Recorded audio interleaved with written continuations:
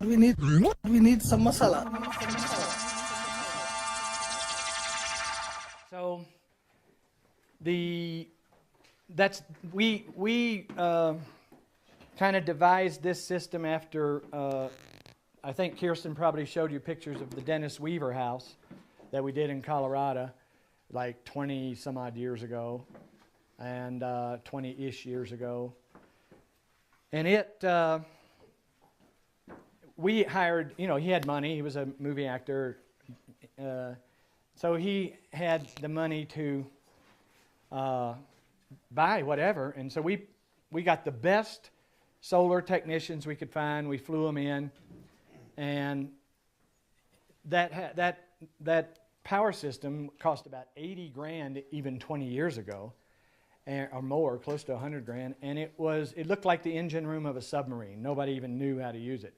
It was in that time then that I decided to go in this direction. And what I had been living with crude forms for a long time, but I didn't consider myself a technician.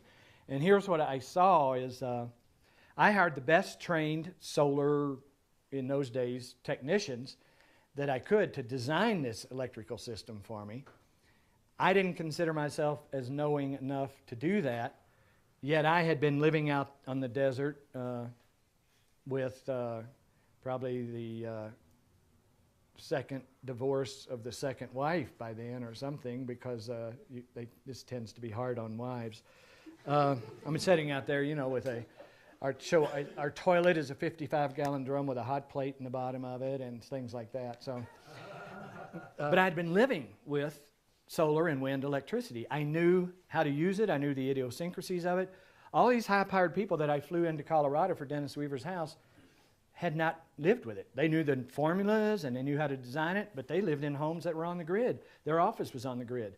I was living with it, and I found out that, in fact, in practicality and pragmatic experience, I knew more than they did. So I blew them all off after Weaver's house and started doing our own system, and nobody wanted to do it this way. They called me an idiot, but we had been through it. We had our offices then on inverters and solar power, and we had experienced what happens when the inverter fries. Nothing works. No print machines, no computers, no anything. Nothing works when the inverter fries. So that's when we developed this system with AC and DC, and that's why we do it.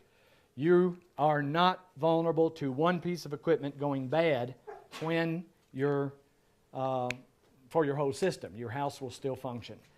And so that's the rationale for it. It makes good sense. Don't let anybody talk you out of it.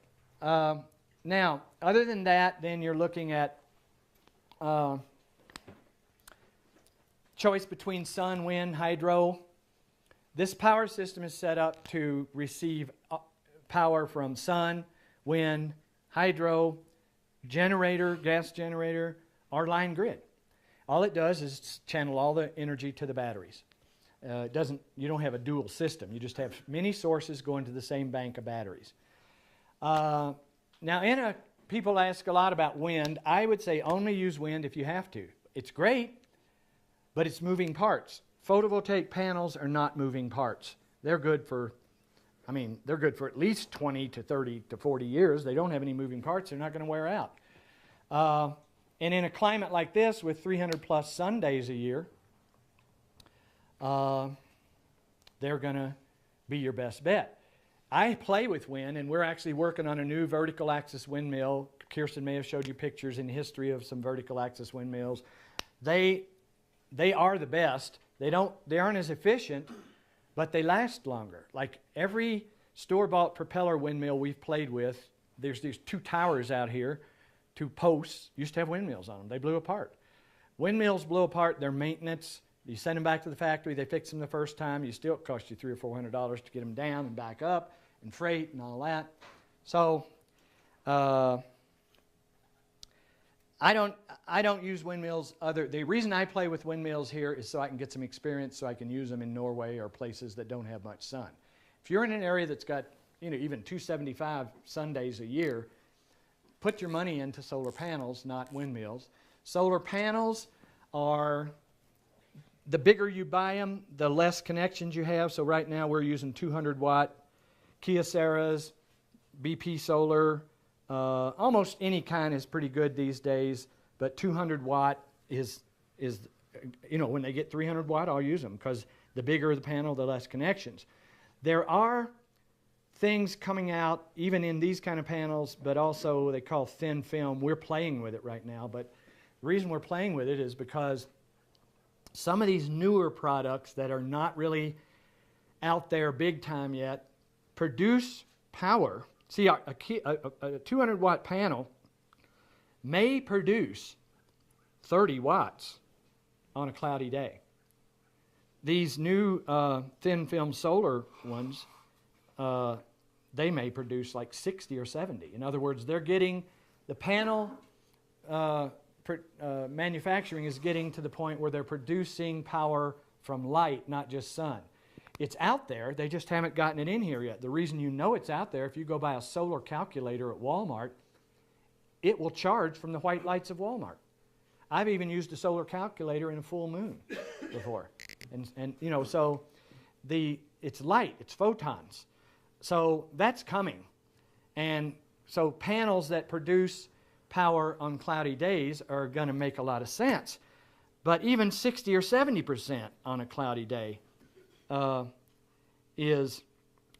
60 or 70, even close to 50% on a cloudy day, is not good for a regular house, which brings you to the nature of these buildings is such that we have done everything we possibly can in power, in water, sewage, heating, and cooling to reduce the amount of electricity that you need. There's no lights on in this room because there's a lot of solar gain and light. There's no fans to cool because there's natural convection cooling. There's very minimal water pump action. You can hear it in there. Or maybe that's the water pump. She's probably running water into the toilet because you didn't get to take your showers yet.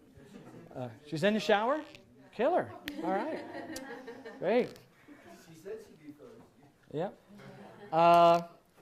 So there's very minimal power used in these homes. That means we can have a very small system. You take this system, our best system, 6 or 8 panels, 6 or 8 batteries, the latest 2.5K, they call that small, see? You need a 10K system at least to run a conventional home because conventional homes are just full of things that draw power. The entertainment centers are on all the time, and we have timers on ours. See, at the Phoenix, it's got a flat screen TV, it's got a DVD player, but you have to turn a timer, and it goes off in 2 hours. And if you're watching Lord of the Rings, you got to turn it back on or something. But see, we would have people leave it all on all the time. They'll go off skiing and leave the coffee maker on. Those kind of things can ruin it. So we've had to idiot-proof the houses. And design them down in their use of power. And you have everything. At the Phoenix, you have high-speed internet, you have flat-screen TV, coffee makers, everything. But it's all set up so you can't really screw up. We need some masala.